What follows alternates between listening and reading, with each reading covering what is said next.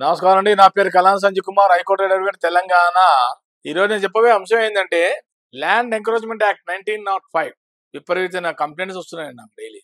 ఎవరైనా సరే ప్రభుత్వ భూముల్లో ఎవరైనా ల్యాండ్ కబ్జా చేస్తే దానికి అకార్డింగ్ టు సెక్షన్ 6 ప్రకారంగా unauthorised occupation of the land, government land, వాళ్ళ మీద శిక్ష ఉంటుందండి, పనిష్మెంట్స్ ఉంటాయి. ప్రభుత్వ భూముల్లో మనము కబ్జా చేయడానికి వీల్లేదు. ఎవరైనా సరే ప్రభుత్వ భూముల్లో కబ్జా చేస్తే తక్షణమే ప్రభుత్వ అధికారులు ఫస్ట్ ఒక నోటీస్ ఇవ్వాలి. వాళ్ళకి ఎవరైతే ల్యాండ్ కబ్జా చేశారో వాళ్ళకి నోటీస్ ఇవ్వాలి. నోటీస్ ఇవ్వందే వాళ్ళని ఖాళీ చేయమని అనడానికి వీల్లేదు. మన గవర్నమెంట్ ల్యాండ్ లో ఎవరైనా కబ్జా చేసి ఎంక్రోచ్ చేస్తే first you have to serve notice ఇచ్చి వాళ్ళకి సమ్ లిమిటేషన్ పీరియడ్ లో వాళ్ళని వెంటనే తక్షణం ఖాళీ చేయమని చెప్పాలి. అసలు ప్రభుత్వ భూమిలో ఎంక్రోచ్ చేయడమే తప్పు.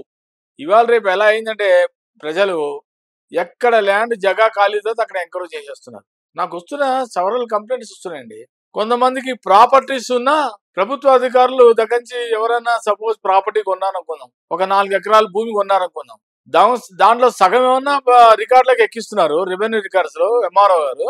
మిగతా 2 ఎకరాల మటుకు రికార్డ్ చేయకుండా రెవెన్యూ రికార్డ్స్ రానియకుండా వాళ్ళ ఫ్యామిలీ మెంబర్స్ కి ఎంట్రీ ఎక్కిచ్చేస్తున్నారు. వీడు చూదా పట్టదారి పాస్ చూసుకునేసరికి షాక్ అవుతున్నాడు పర్సన్ ఎవరైతే పర్చేస్ చేశారో. అదేంటని అడిగితే అంతే, మాకు తెలియదు, ఏమనంటే పై వాళ్ళకి చెప్పుకోండి. గుర్తుపెట్టుకోండి, ఎవరైనా సరే ఎంఆర్ఓ సరిగ్గా సహకరించకపోతే ఎవరి భూమి అయితే కబ్జా అవుతుందో వాళ్ళు రిట్ ఆఫ్ మ్యాండమస్ ఇమ్మీడియట్లీ తక్షణమే హైకోర్టులో దావా వేయాలి. రిట్ ఆఫ్ మ్యాండమస్ చేస్తేనే అధికారి మీద అప్పుడే హైకోర్టు నుంచి సరైన యాక్షన్ స్టార్ట్ అవుతుంది. ఒకవేళ వాళ్ళు చేసింది ఇల్లీగల్ గా చేసినట్టుగా కనుక రుజువు అయితే వాళ్ళకి ఉద్యోగం ఊడిపోతుంది, తర్వాత పనిష్మెంట్ కూడా ఉంటుంది. కాబట్టి ఎంఆర్ఓ వీళ్ళంతా కూడా చాలా అధికారులు, గవర్నమెంట్ అధికారులు చాలా జాగ్రత్తగా ఉండాలి. ఎవరికి ఫేవరిజం చేయకూడదు. వాళ్ళ డ్యూటీ వాళ్ళు సరిగ్గా నిర్వహించాలి.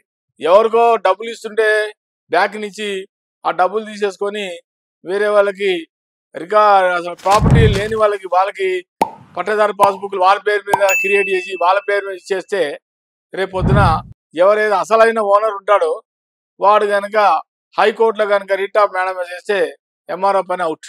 అది కానీ రుజువు అయితే, నేను ఇంతకుముందు వీడియోలో కూడా చెప్పా, అధికారులు వాళ్ళ డ్యూటీ వాళ్ళు సరిగ్గా చేయండి.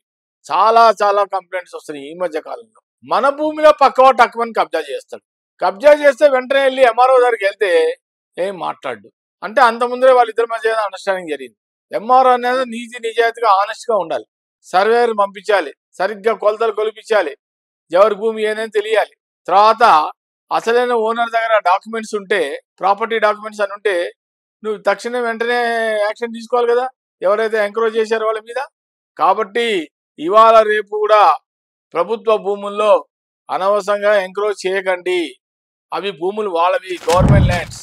వాళ్ళు మీరు అనవసరంగా ఏదైనా పొరపాటున కట్టుకున్నా, కన్స్ట్రక్షన్ చేసుకున్నా తక్షణమే మళ్ళీ ప్రభుత్వం వాటిని వెంటనే డిమాలిష్ చేసి కూలగొట్టి వాళ్ళ భూమి వాళ్ళు వెనకాల తీసుకుంటారు.